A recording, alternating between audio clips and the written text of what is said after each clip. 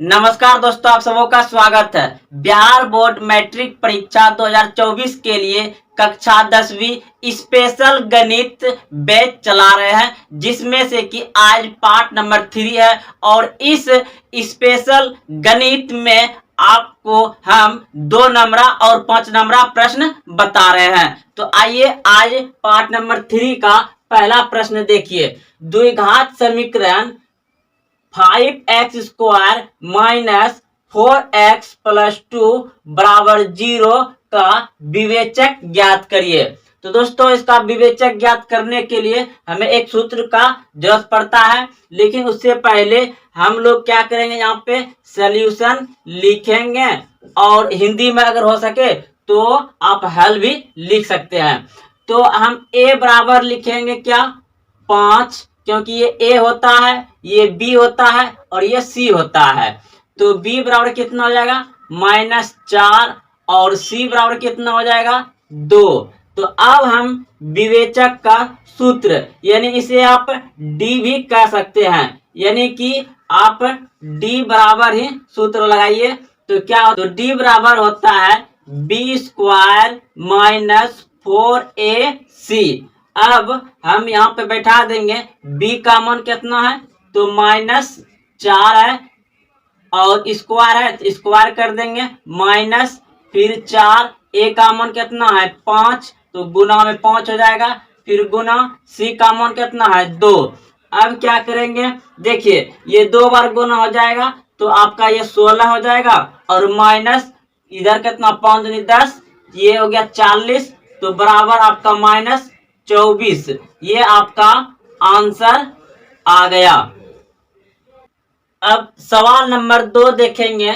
समांतर श्रेणी 1, 4, 7, 10 ... के 18वां पद का मान ज्ञात करिए। तो दोस्तों, आपका एपी यानी समांतर श्रेणी का जो प्रश्न देख रहे हैं, यहाँ पर दिया गया है पहला पद 1, दूसरा पद 4, और तीसरा पद 7, और चौथा पद 10, और इसी तरह से ... दे करके ये 18वां पद पूछ रहा है कि 18वां पद पर क्या आएगा। तो दोस्तों, आप सभी जानते हैं कि a बराबर जो होगा, सबसे पहले यहाँ पे आप सॉल्यूशन या हल लिख लेंगे। उसके बाद a बराबर कितना जाएगा आपका 1, और फिर निकालना हमको सारवंतर यानी कि d निकालना है। तो d बराबर क्या हो जाएगा, यानी a2 में -a1 करेंगे। तो a2 कितना है, 4, और -1, तो d बराबर कितना आ गया, 1 घट जाएगा इसमें, तो 3 आ गया। अब जो है कि हमको, और nवां कितना हो जाएगा, 18, nवां पद हो जाएगा 18। तो सूत्र आपसे निकालना है, यानी कि सूत्र होता है an बराबर a plus n-1 bracket of d। तो अब हम यहाँ पर लिखेंगे a 18, और a का मान कितना है 1, प्लस n का मान कितना है 18 -1, और d का मान कितना है 3। तो अब क्या हो जाएगा, 1 प्लस 1 घट जाएगा, यानी कि कितना हो जाएगा 17, और गुना ये 3 हो जाएगा। उसके बाद फिर कितना हो जाएगा, 1 प्लस 17 51, और फिर ये जुट करके कितना हो जाएगा 52, यानी कि 18वां पद कितना आ जाएगा 52। यही आपका आंसर हो जाएगा।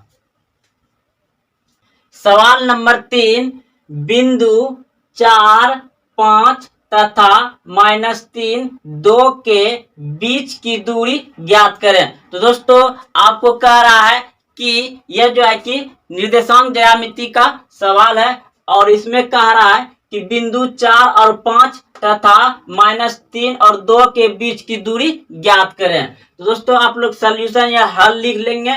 उसके बाद आप यहाँ पर लिखिए सूत्र। तो दूरी बराबर होता है, सूत्र आपका यहाँ पे x2 - x1 में आपको स्क्वायर कर देना है, फिर प्लस, फिर यहाँ पे लिखना है y2 - y1 पे स्क्वायर कर दीजिएगा। अब देखिए यहाँ पर अब हमको बैठाना है क्या, इसका मान। तो अब देखिए यहाँ पे -3 है। देखिए ये होता आपका x1 और ये हो जाएगा x2, ये हो जाएगा आपका y1 और ये हो जाएगा y2।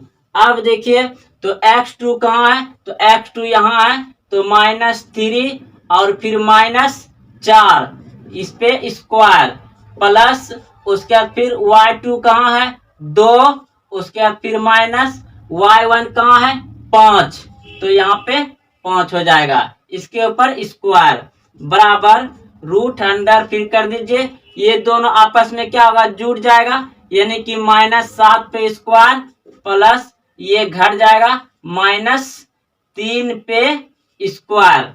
तो दोस्तों ये सम पावर है तो प्लस में ही आएगा, यानी कि रूट अंडर हो जाएगा आपका ये 49 अब प्लस ये हो जाएगा आपका 9। तो अब जोड़ दीजिए 9 दूनी 18 करो 8 बाकी 1 1 5, यानी कि रूट अंडर 58, यही आपका आंसर आ जाएगा। 4 नंबर प्रश्न है, एक समबाहु त्रिभुज की परिमिति 30 सेमी है, इसका क्षेत्रफल ज्ञात कीजिए।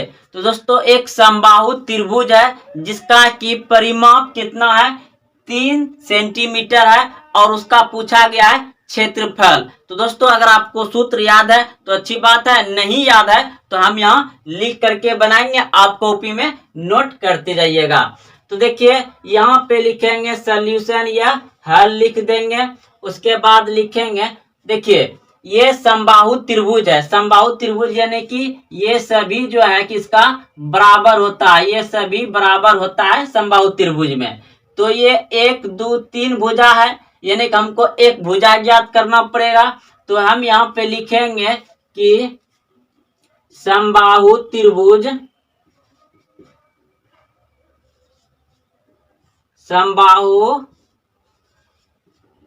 त्रिभुज का भुजा बराबर हो जाएगा यहाँ पे 30/3, तो कितना आ जाएगा ये 10 हो जाएगा। अब जो है कि समबाहु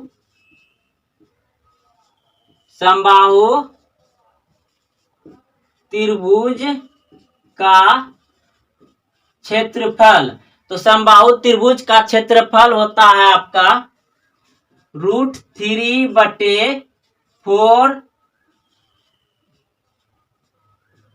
भुजा स्क्वायर। तो यहाँ पे लिख देंगे √3/4 और यहाँ पे भुजा कितना निकला है मेरा, भुजा निकला है 10, तो 10 पे स्क्वायर, फिर यहाँ √3/4 गुना ये एक 10 का स्क्वायर है तो 100 हो जाएगा और ये कट जाएगा 25 चौके 100, तो आपका आ गया 25√3, ये आपका आंसर हो गया 25√3।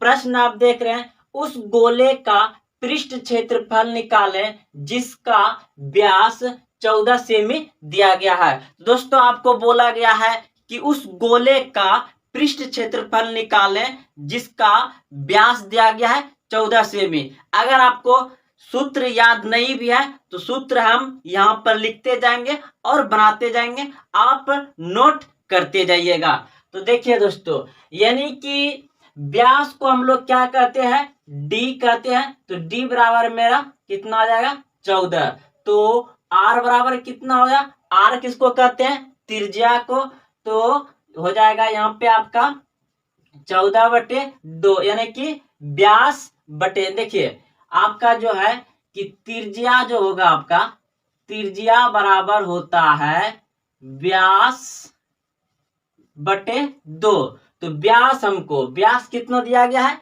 14 सेमी दिया गया है, तो त्रिज्या बराबर व्यास बटे 2, सॉरी यहाँ बटे हो जाएगा, बटे में यहाँ पर 2 होगा, तो हम लिख दिए।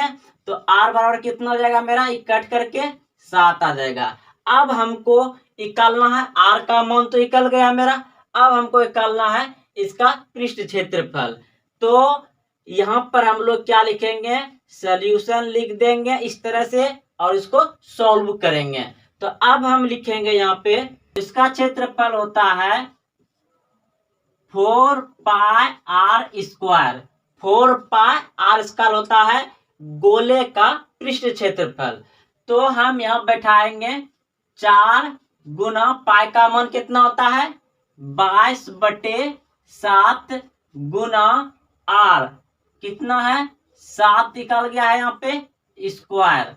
अब क्या करेंगे 4 गुना 22/7 गुना ये स्क्वायर है तो 2 बार लिख देंगे 7 को।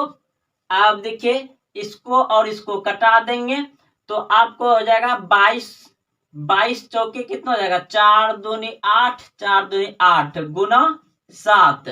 फिर इसको गुना करेंगे 8 7 56 56 के 5 सॉरी 56 के 6 अब बाकी कितना रह गया 5। फिर 8 7 56 56 और 5 कितना हो जाएगा 61। तो ये आपका आ गया यहाँ पर 616 सेंटीमीटर स्क्वायर। ये आपका आ गया यहाँ पे आंसर।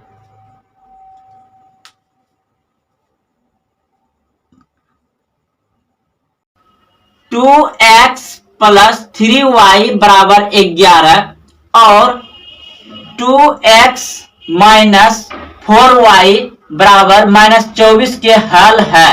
तो इसका हल निकालना है यानी x और y का मान निकालना है। आपके सामने ऑप्शन दिया गया है। तो सबसे पहले हम लिख लेते हैं तब 2x प्लस 3y बराबर 11। दूसरा है 2x माइनस 4y बराबर -24। तो देखिए हम क्या करेंगे अगर हमको इसको कटाने के लिए देखिए दोनों तो एक साथ नहीं निकलेगा, इसलिए हम क्या करते हैं इन दोनों में से किसी एक को कटाते हैं। तो हम देख रहे हैं यहाँ कट रहा है तो हम इसका ये दोनों सेम है तो ये दोनों कट जाएगा तो हम इसका चिन्ह चेंज कर देते हैं माइनस। इसका कोई कम नहीं होगा, यहाँ पे जो भी कराएगा कम नहीं होगा तो माइनस यहाँ तो यहाँ क्या हो जाएगा प्लस और यहाँ माइनस है तो ये भी प्लस हो जाएगा। अब क्या करेंगे जोड़ देंगे क्योंकि ये प्लस था तो यहाँ माइनस कर दिए, यहाँ माइनस था तो प्लस हो गया, यहाँ प्लस था तो माइनस हो गया, चिन्ह को चेंज कर दिए। ठीक है अब क्या करेंगे ये तो माइनस प्लस सब कट जाएगा। ठीक है ये दोनों क्या होगा जुड़ जाएगा 4 3 7 y 4 3 7 y बराबर इधर आप जोड़िएगा कितना हो जाएगा, इसको जोड़िएगा तो कितना आएगा देखिए 11 और 24 कितना होता है देखिए 4 1 5 5 और 2 1 3 35 हो गया। इसका मान नहीं होगा क्योंकि हम यहाँ चेंज प्लस कर दिए हैं। अब इसको कटा दीजिए 7 5 35 y का मान कितना आ गया आपका 5 तो y का मान 5 आ गया। अब हमको x का मान निकालना है तो x का मान निकालने के लिए हम कोई भी एक समीकरण बैठा सकते हैं। तो चलिए इसी को बैठा देंगे तो 2x प्लस 3y बराबर 11 2x प्लस 3y बराबर 11 तो 2x गुना 11 का मान यानी कि x का मान तो नहीं x का मान तो निकालना है प्लस y का मान दिया गया है 5 तो 3 गुना 5 बराबर 11। तो अब क्या हो गया 2x प्लस 5 दिया 15 बराबर 11। अब देखिए 2x बराबर ये 15 उधर जाएगा तो माइनस में चल जाएगा यानी कि 11 माइनस 15 तो 2x बराबर अब इसमें 11 घटेगा तो कितना बच जाएगा -4। इसको कटा दीजिएगा तो x बराबर -2 यानी कि y का मान 5 और x बराबर -2 कहाँ है y बराबर 5 y बराबर 5 y बराबर 5 ठीक है और x बराबर -2 ऑप्शन नंबर आपका डी मिल रहा है, ऑप्शन नंबर डी मिल रहा है। तो चलिए दोस्तों चलते हैं अगले प्रश्न की ओर।